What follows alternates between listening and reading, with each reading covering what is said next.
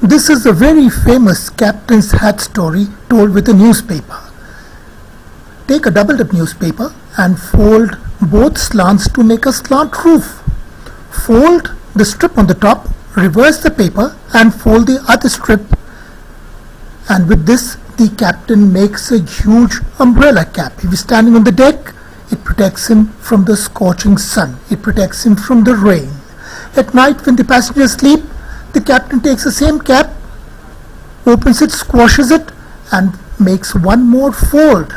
And with this he makes a very nice fireman's cap with a chute at the back. It's a designer cap, as you can see. The second night the captain takes the same cap, reverses it and makes another similar fold, and is thus able to make the third cap, which is like a shikari cap. It's like a Robin Hood cap. The third night he takes the same cap, opens it, squashes it and folds on the top and on the back. And this is a very nice triangular cap. It's like a policeman's cap, what they wear in our Bollywood films. This is also called as a Pandu cap. And then we must not forget he was the captain of the ship, and he pulls both the ends to make this glorious ship.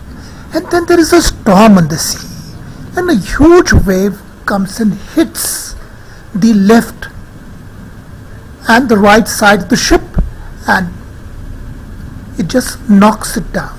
The right end and the left end of the ship get torn out, and all the passengers are terrified. And then a huge wave comes and tears down the middle part of the bridge of the ship. Now the ship is torn to smithereens. The ship is sunk and the captain has lost all his caps, and all that remains is a life jacket. So that's the fun of this story. With a newspaper you can make one cap after another, 4 caps, and in the end you make a life jacket.